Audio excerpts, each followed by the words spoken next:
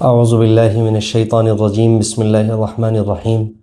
والسماء ذات البروج والیوم الموعود۔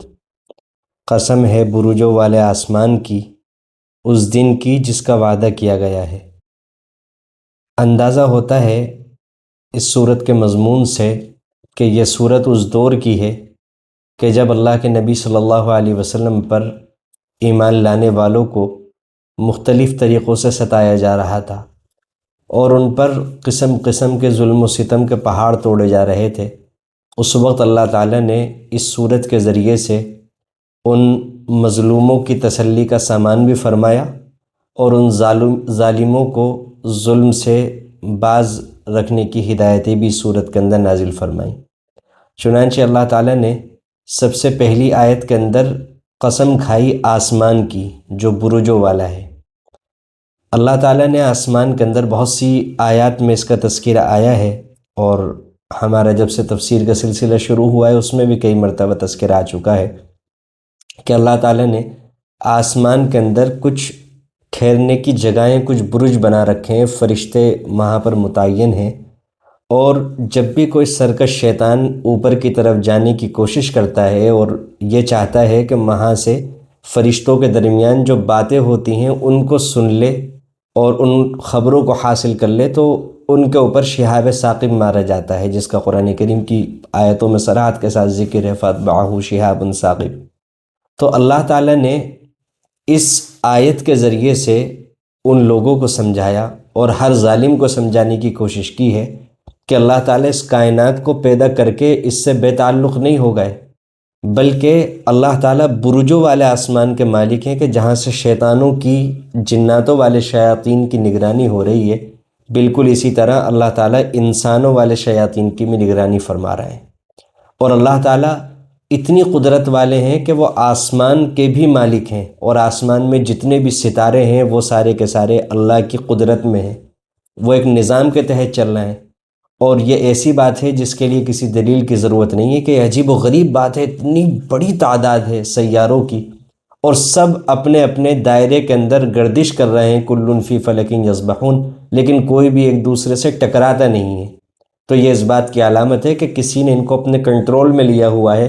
اور وہ کنٹرول کرنے والی ذات جو ہے وہ اللہ کی ہے۔ تو جس ذات نے آسمانوں کو کنٹرول میں کیا ہوا ہے، ستاروں کو کنٹرول میں کیا ہوا ہے،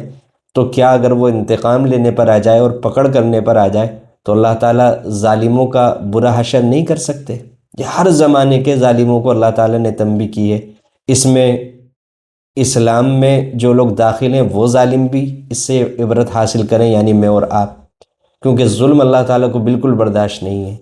اپنے گھر میں اگر کسی کا ظلم کا رویہ ہو، اپنی بیوی کے ساتھ یا بیوی کا شوہر کے ساتھ یا کسی اور کے ساتھ، اپنے کسی بھی اہل تعلق کے ساتھ، تو ظلم کو چھوڑ دینا چاہیے اس آیت کی روشنی کے اندر۔ تو اللہ تعالیٰ نے یہ تنبیہ فرمائی کہ اللہ تو اس کے بھی مالک ہیں، تو اللہ تعالیٰ تمہیں بھی ایک منٹ میں کچھ کا کچھ کر سکتے ہیں۔ پھر آگے اللہ تعالیٰ نے والیوم الموعود سے مراد ہے قیامت کا دن، اور قیامت کا دن ایسا ہے، اللہ تعالیٰ نے اس کی قسم کھائی اور یہ ثابت کیا کہ اللہ تعالیٰ تمام جگہوں کے اور تمام زمانوں کے مالک ہیں۔ وشاہد و مشہود سے جو مراد ہے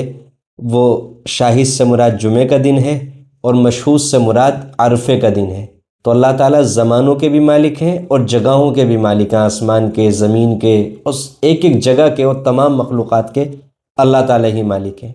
اور قیامت کے دن کی اللہ تعالیٰ نے قسم کھائی، تو قیامت کی اللہ تعالیٰ نے ایک جگہ دلیل دی ہے خود جو اللہ تعالیٰ نے انسان کے اندر رکھی ہے، سورۃ القیامہ میں، لا اقسم بیوم القیامہ ولا اقسم بالنفس اللوامہ، کہ انسان کے اندر اللہ تعالیٰ نے جو ضمیر رکھا ہے کہ جب وہ ظلم کرتا ہے، ناانصافی کرتا ہے، حق بات کو قبول نہیں کرتا، کسی کا حق ادا نہیں کرتا، چوری کرتا ہے، اسی طریقے سے زناکاری کرتا ہے، تو انسان کا دل اور ضمیر اس کو ملامت کرتا ہے۔ تو اللہ تعالیٰ نے اس آیت کے ذریعے سے دلیل دی کہ جس ذات نے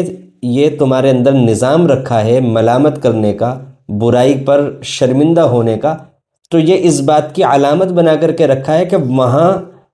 آخرت کے اندر جو بڑی شکل کے اندر ظاہر ہوگی یہ چیز، جس کو قیامت کا دن کہا جاتا ہے، وہ اللہ تعالیٰ نے اس کو چھوٹی شکل کے اندر تمہارے اندر ضمیر کی شکل میں رکھ دیا ہے، کہ جس طرح ضمیر تمہارا حساب کرتا ہے، اس سے تم یہ سمجھ لو کہ ایک دن جو قیامت کا قرآن کریم میں بیان ہو رہا ہے بار بار، وہ دن آئے گا اور اس دن بڑی شکل کے اندر تمہارا حساب ہوگا، اور یہاں پر تو تمہیں سزا نہیں ملتی، وہاں پر پورے طور پر سزا ملے گی۔ اور شاہد اور مشہود سے وہ تمام چیزیں بھی مراد ہیں کہ اللہ تعالیٰ نے پوری کائنات کے اندر اپنی قدرت، ربوبیت، وحدانیت اور آخرت کا دن، ان سب چیزوں پر اللہ تعالیٰ نے دلائل رکھے ہیں۔ سورۃ الغاشیہ میں اونٹ کا تذکرہ آیا، آسمان کا تذکرہ آیا، پہاڑوں کا تذکرہ آیا، زمینوں کا تذکرہ آیا، اسی طرح نفس لوامہ کا تذکرہ آیا۔ اور مشہود سے مراد یہ بھی لیا گیا ہے کہ اللہ تعالیٰ نے بہت ساری قومیں جنہوں نے اللہ کی نافرمانی کی اور اللہ نے ان پر عذاب بھیجا اور ان کو نیست و نابود کر دیا، وہ بھی اس بات کی علامت ہے اور وہ اس کے اوپر دلیل ہے۔ تو ان چاروں قسموں کو ملا کر اللہ تعالیٰ نے یہ بات ظاہر کی ہے کہ ہم قدرت والے ہیں، کامل قدرت والے ہیں، ہم جو چاہے کر سکتے ہیں۔ ہم نے جو دنیا کا نظام بنایا ہوا ہے، اس نظام کی وجہ سے، اس سنت کی وجہ سے ہم نے ظالموں کو ڈھیل دینے کا جو نظام بنا رکھا ہے تو ڈھیل دے رکھی ہے، باقی ایسا نہیں ہے کہ ہم پکڑ نہیں سکتے۔ تو اس لیے جو لوگ ظلم کر رہے ہیں وہ باز آئیں اپنے ظلم سے، اور جو مظلوم ہیں وہ ڈھارس بنائے رکھیں کہ اللہ تعالیٰ سب کچھ دیکھ رہے ہیں۔ جب وقت آئے گا تو ظالموں کو عبرتناک سزائیں ملیں گی، اور مظلوموں کو اگر اللہ کو منظور ہوا تو دنیا میں، اور اگر دنیا میں اللہ کو منظور نہیں ہوا تو آخرت میں تو بہترین انعامات ملیں گے ہی ملیں گے۔